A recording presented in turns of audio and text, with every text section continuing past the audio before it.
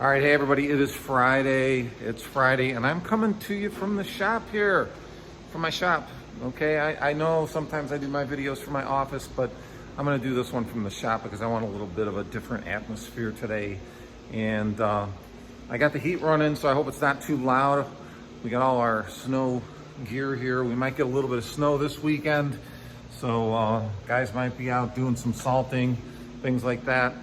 But anyway, I want to talk about 5 things. You know, we've done this 5 on Friday stuff before, but I want to talk about 5 things that you should be doing in the off season. And I know not everybody's in the off season. I know some of you guys are in the sunshine states like Florida and California and Carolinas and all that stuff. But you know, a lot of us have a little bit of a winter reprieve when it's not snowing. So what are some things you can be doing or you should be doing right now for your company? Okay, number 1, I would say you want to service all of your equipment, your mowers and your trucks. No, let's scratch that because I know you guys are already doing that. Let's talk business because that's what I really like to talk about. So I know you're doing that. And if you're not, then yeah, we should be doing that. But let's go, number 1, let's talk about systems. I know systems, it sounds like a really boring topic, but if you have your systems right and you have really good systems in your company, then you get some good people to implement those systems, starting with yourself.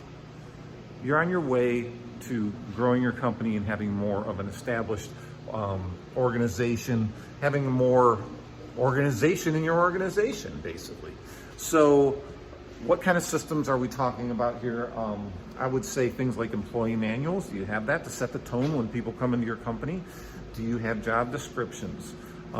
What kind of systems do you have for your sales? And we'll talk about that in a minute, but what kind of systems do you have to ensure that you're making new sales and maybe some sort of metrics to measure what you need to do as a salesperson to get new sales? So systems, think about systems, think about implementing systems.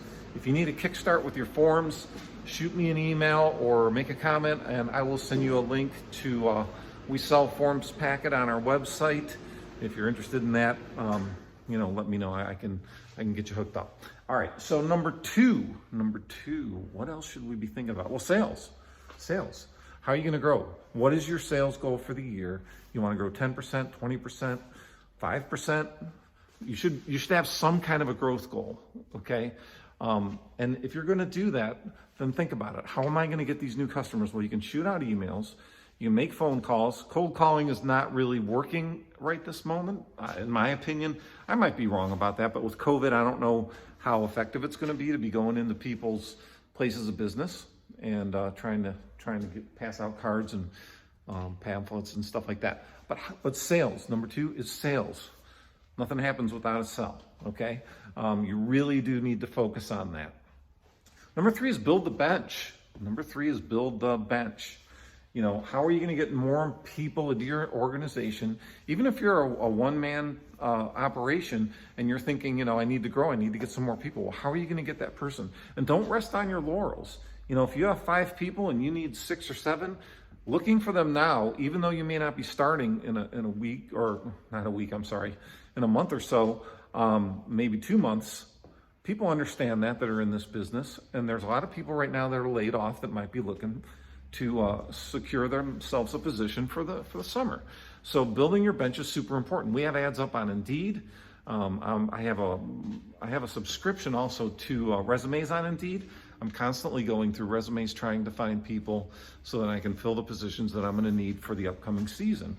And also, you know, make sure that you are at least keeping in touch. If you're in an area where you're laying people off, keeping in touch with the people that do work for you, because you want them to come back. You want them to be a part of the company. We are able to keep some of our people busy with snow and some we can't. But I try to keep in touch with them. So that's number 3. Number 4, this is a simple one. Maybe you need some organization, you know, maybe you need to organize your office a little bit.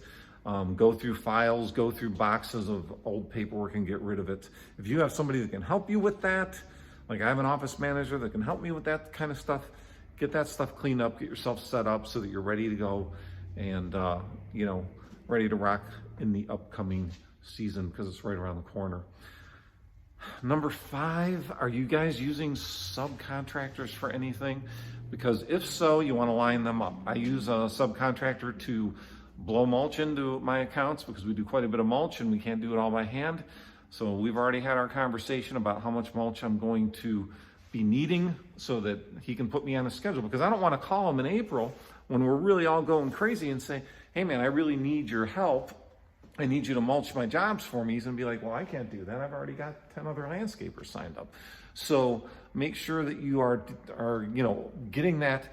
Maybe you need someone to do your tree work for you. Maybe you need somebody to do, I don't know, whatever it is, excavating, whatever it might be for your company. Just spend some time. And I always talk to my fertilization subcontractor as well. I give him a list of jobs, let him know what I have so that we're ready to go in the spring, and he knows, and I'm on his list, he's on my list, and we're all good to go. Super important if you're working with subs, super important. And then finally, let's talk about the bonus, okay? So what's the bonus thing to work on? I would say, we cannot sell ourselves short. We should not sell ourselves short as business owners. We should not sell ourselves short as people.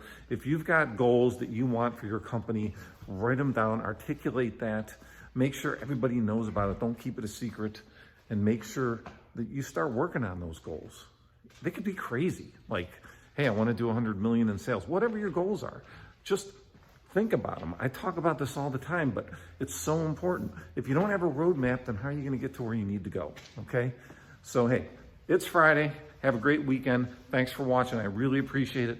Hit subscribe if you like my channel, because I really would like to get more subscribers. I don't know. I think it's a great idea. If you have a channel on YouTube, you want people to watch it, right?